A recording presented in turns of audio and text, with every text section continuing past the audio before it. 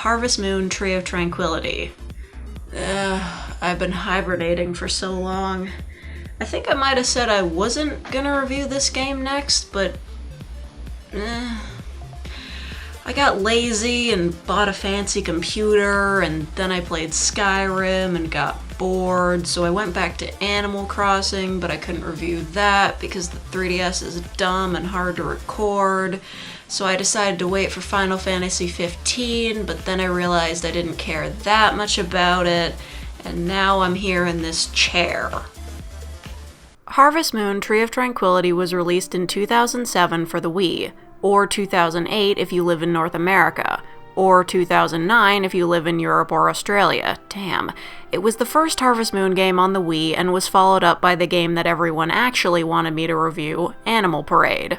Now, I'll be the first to admit, I have no business reviewing this because Harvest Moon games on home consoles are automatically unappealing to me. And yes, I know the series started on the SNES, but with these more casual types of games, I prefer being able to play them anywhere, even if the graphics are simpler.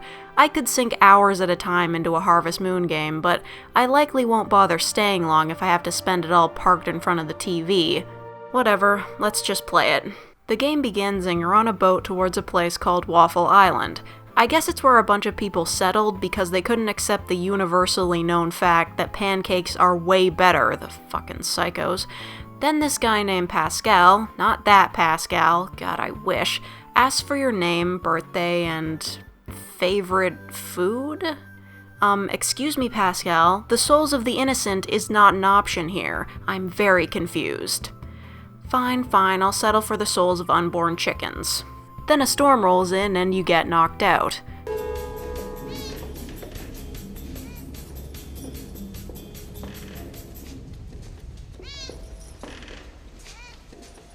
Oh, déjà vu. Then you see, oh dicks, is that who I think it is? Oh thank God she's gone. You wake up in the Sunday Inn on Waffle Island. Is food just gonna be the theme here? Come on, man, I'm trying to lose weight.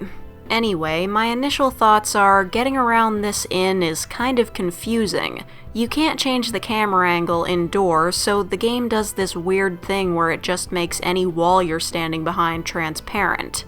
It's not exactly great. So you meet the Mayor Hamilton and everyone in town, and eventually you end up living at the farm on the island while you wait for your house to be built. The farm is run by these two grouchy fuckers, and you're expected to help them, and it's the tutorial, and it's boring, and the controls aren't very good, and just get to the fucking point already. So eventually you get your own house and farm, and you can finally do something. And by the way, I'm not joking about the controls feeling off. Pulling weeds shouldn't be very difficult, right? Well, how about instead of just standing over a weed and pressing A to pull it up, you have to stand next to the weed in the exact perfect spot, and if you're not in that exact perfect spot, it doesn't work. Then I found out I'm supposed to use a button on the nunchuck to target things. Yeah, that won't get annoying at all. I also found out after I fucked it up horribly that each seed pack fills 6 spaces in a straight line, which I suppose makes more sense realistically than the squares, but I don't think I've seen anything quite like this in a Harvest Moon game before. Either way, the farming is a pain because your stamina runs out at the speed of fucking nonsense. I'm not a huge fan of it, especially since I have to use the targeting button just to make sure I'm aiming for the right place and not wasting my energy. I've been told that the controls are much better if you use the classic controller. Okay, cool. But guess what I don't have? A classic controller. And really, if the game's controls can't be at least decent with the controller that comes with the console, then what's the point of playing it anyway? I'm not about to go out and buy a special controller that makes the game more comfortable to play. This isn't Guitar Hero where the special controller is the whole point, and I don't care enough about this game to bother. But even if the controls suck, there is still an entire game here, so let's take a look at Waffle Island itself. It's fucking huge, and confusing to get around, and the map is phenomenally useless and difficult to understand. Also, there are loading screens all over the place, so have fun with that. Although there are cats here and there to make the journey slightly less despair-inducing. I don't know what petting these cats accomplishes, but that doesn't really matter. Wait, Oh yeah, that's right. I've been running around with no real goal for days. What's the story again? Something about that dream with the harvest goddess? Well, eventually Hamilton will tell you a tale about some tree, and the rainbows on the island are gone, and so is the goddess. Apparently this is a problem, but honestly, I'd be willing to trade some rainbows just so I never have to see the harvest goddess again. Anyway, he says you have to find some quilt or something, and then everything will be better, I guess. Yeah, I wasn't really paying attention, because apparently the goal of this game is to get back the harvest goddess. Again.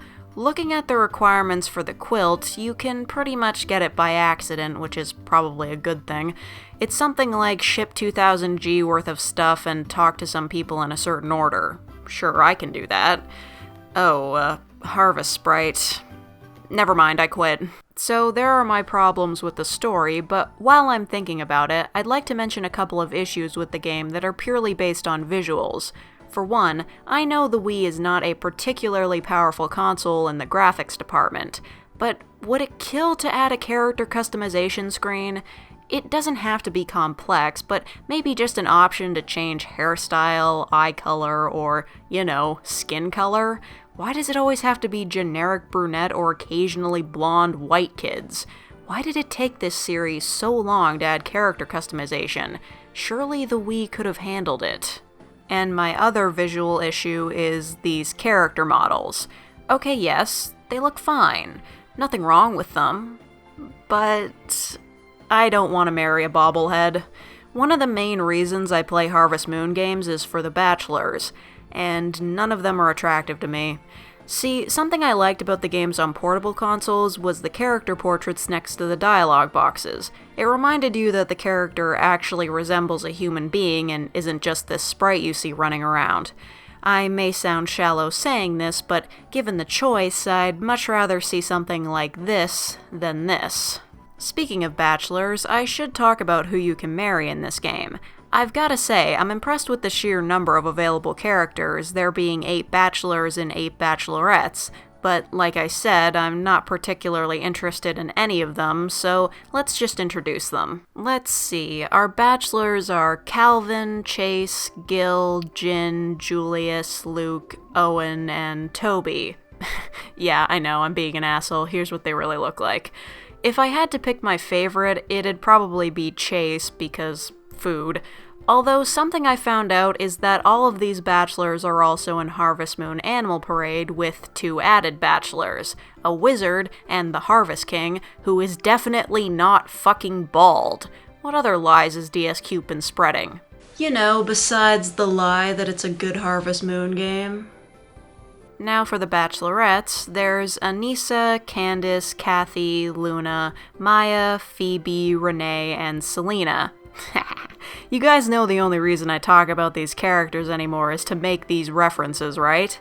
The only thing I can really say is some of these girls look a little too young to be good marriage candidates, but then I suppose I could say the same thing about some of the bachelors.